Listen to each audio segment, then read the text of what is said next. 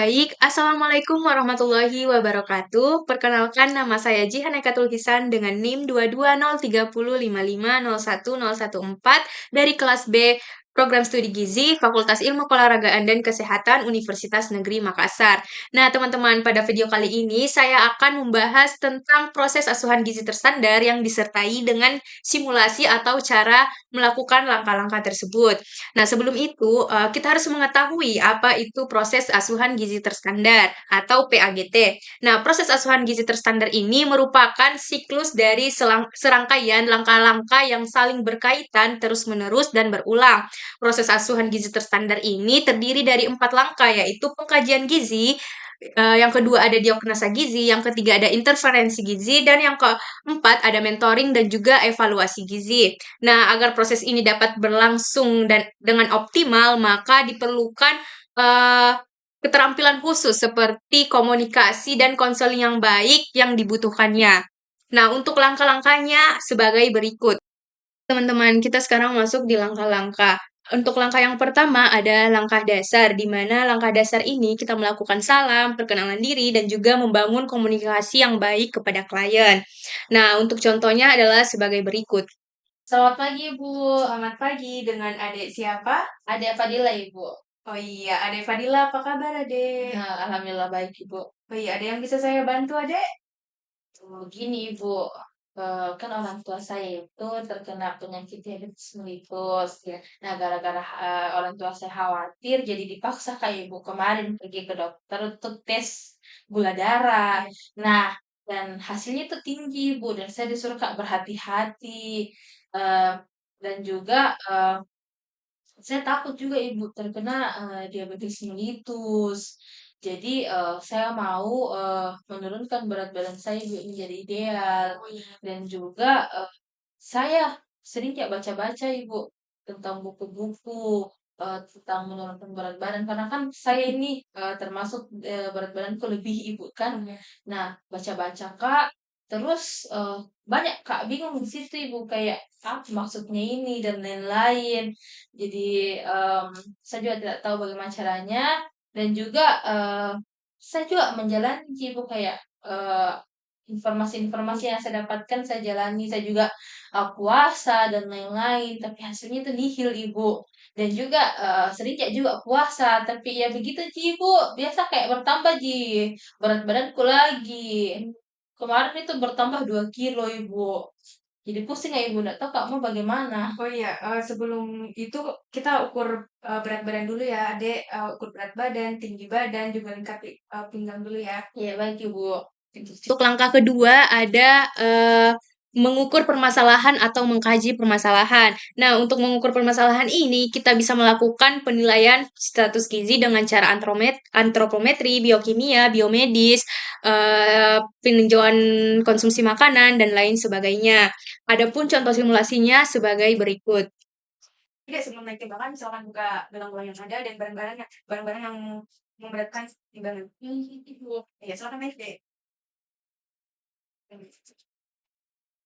Naik tinggi badan.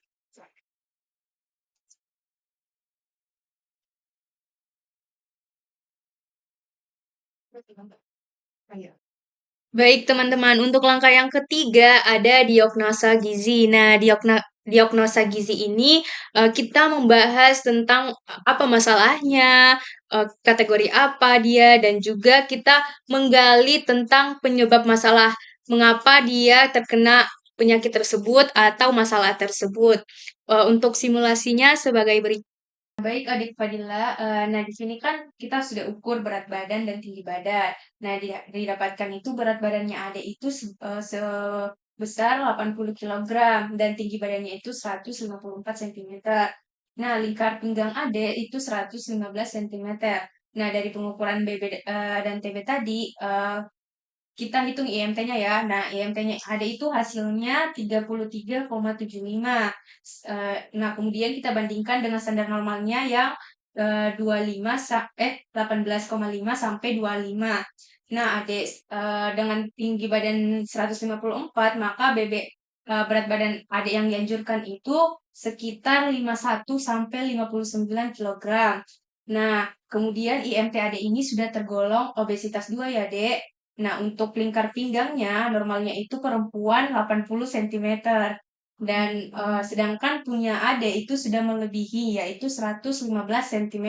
Lebih Nah, banyak ya. iya. Nah, itu artinya Adek sekarang ini tidak normal ya, Dek, karena sudah melebihi batas-batas yang dianjurkan. Baik, Bu. Jadi bagaimana itu yang harus saya lakukan itu? Nah, pertanyaan yang bagus ya, Dek. Nah, kan Ade sudah bilang sudah melakukan puasa ya, Dek, sampai mengurangi waktu makan juga. Nah, tapi timbangan Ade tetap saja dan eh, turun atau kadang juga bertambah drastis ya, Dek. Iya, Ibu. Kalau Ade kurangi waktu makan, Ade ngemil tidak? Iya, Ibu sering saya hamil karena kan menurutku itu kalau contohnya makan berat kan makan banyak makanan berat itu kan ngasih efek ke perut. Jadi menurutku lebih baik memilih Ibu karena begitu Ibu sedikit terisi di Oh perut. iya. Iya. Berarti lebih sering ngemil ya, Dek. Iya, Bu. Kalau makan sayurnya bagaimana, Dek? Aduh jarang sekali Bu kalau makan sayur, buah-buahan juga jarang sekali. Oh, berarti sudah jarang sering ngemil, jarang makan sayur dan buah-buahan ya, Dek. Iya, Ibu. Tadi juga Adek bilang ya sering puasa. Iya, Ibu, sering ke puasa, tapi begitu Ibu, tidak ada aja perubahan. Kalau kau puasa Ki pakai apa Ki, Dek? Biasa Ibu, saya awali dengan yang manis-manis seperti coklat, es buah, atau kue-kuean begitu Ibu. Terus kalau buka puasa kan sering makan manis. Nah, kalau malamnya itu makan Ki makanan berat atau tidak? Iya, makan kayak Ibu kalau contohnya agak-agak tengah malam itu makan kayak Ibu karena biasa lapar manis itu. Kalau olahraga sering ya Ki, Dek? Aduh, enggak sering Ibu, mungkin 1 minggu tuh 1 kali Ibu. Nah, itu nih Dek, salah satu faktor yang menyebabkan berat Adek itu malah naik, bertambah terus. Karena Hmm. konsumsi makannya Adek yang tidak seimbang itu, sering skip makanan berat tapi sering ngemil, terus sudah jarang olahraga, puasa tapi bukannya tuh dengan yang manis-manis terus. Sudah buka puasa itu di tengah malam makan makanan berat. Ya Ibu ya. Kalau di kos, Dek, biasanya ngapain? Biasanya sih kalau contohnya nggak kuliah ya Bu, saya biasanya kayak tiduran aja, main HP, itu aja Ibu. Begitu ya, Dek. Nah, kalau begini, dari bincang-bincang yang tadi ini, kita bisa simpulkan, Dek, kalau Dek ini kan mau punya berat badan yang ideal, tapi sudah melakukan banyak cara, mulai puasa sampai mengurangi waktu makan, tapi berat badannya tetap tambah terus ya, Dek. Iya Nah, Ibu. terus Adek ini sukanya makan snack daripada makan makanan berat. Terus puasanya ini sukanya buka pakai makanan ringan yang manis-manisan dan makanan utamanya di malam hari karena merasa cepat lapar ya, Dek. Iya Ibu. Nah, terus jarang olahraga juga dan biasanya kalau di kos itu sukanya baring-baring ya malas-malasan ya, Dek. Iya Ibu. Langkah yang keempat ada interferensi gizi, di mana interferensi gizi ini kita membuat rencana apa saja untuk mengatasi masalah tersebut dan juga membuat komitmen kepada klien terkait apakah rencana tersebut setuju untuk dijalankan oleh klien atau tidak. Untuk simulasinya sebagai berikut. Jadi apa yang harus aku lakukan Ibu? Nah, baik Ade, kan kita sudah tadi mengetahui berat badan Ade, faktor penyebabnya. Nah, saya mau menawarkan penawaran yang menarik nih untuk Ade, yaitu melakukan diet bersama saya sebagai pembimbingnya. Bagaimana, Dek? Apakah Ade setuju? Setuju Ibu. Nah, kalau begitu siap berkomitmen tidak untuk melakukan apa saja langkah-langkah untuk diet itu? Siap Ibu, siap. Nah, kita mulai ya dari pertama makanan ringannya. Bagaimana, Dek? Apakah Adek siap makan makan snack itu cuma 1 kali sehari? Gimana ya Ibu? Nggak bisa kayak Ibu, contohnya ya minimal 2 kali lah 1 hari. Oke, Dek. Kita sepakat ya, kamu boleh makan makanan ringan itu cuma 2 kali sehari ya, tapi tidak makan di tengah malam lagi bagaimana? Iya Ibu, siap. Nah, kalau gitu kita sepakat ya. Nah, untuk makanan utamanya, kira-kira Adek bisa nggak kalau tiap kali makan diusahakan selalu ada sayurnya, tetapi sayurnya yang berkuah dan yang bening-bening saja dulu, Dek. Iya, siap Ibu. Nah, bagus. Berarti kita sepakat ya untuk konsumsi sayurnya itu tiap hari yang berkuah dan bening-bening. Tidak bersantan dan juga yang tumis-tumisan itu hanya 2 kali saja dalam seminggu. Bagaimana? Iya Ibu. boleh. Oke, lalu untuk kebiasaan ngemilnya sambil sambil HP-an dan olahraganya bagaimana? Kalau misalnya ngemilnya itu dihentikan dulu dan minimal olahraganya 3 kali, dalam 30 menit setiap minggunya bagaimana, Dek? Boleh Ibu, ngemilnya, boleh tapi agak dikurangi. Ya, kalau misalnya olahraganya sepakat tidak 3 kali 3 kali dalam seminggu, setiap seminggu. 30 menit? Boleh deh Ibu, saya usahakan. Nah, gitu ya. Untuk pertemuan hari ini kita sudah sepakat ya tentang untuk ngemilnya itu cuma 1 kali sehari, tidak boleh ngemil sambil main HP-an, dan olahraganya itu 3 kali seminggu setiap 30 menit. Bagaimana? Baik Ibu, Oh, saya usahakan. sayurnya jangan lupa ya, Dek. Jangan lupa ngomong sayur dan buah-buahan. Iya, baik Ibu. Baik, untuk selanjutnya saya akan cek di pertemuan minggu depan. Bagaimana, Dek? Setuju? Setuju Ibu. Baik, langkah selanjutnya ada monitoring dan evaluasi, di mana monitoring ini kita memantau apakah rencana tersebut dijalankan klien, dan evaluasi apakah rencana tersebut terdapat kendala yang dialami klien sehingga kita bisa mengganti rencana tersebut, dan juga mentoring evaluasi ini kita menanyakan kembali kepada klien terkait rencana apa saja yang harus dilakukannya selama mengatasi permasalahan tersebut.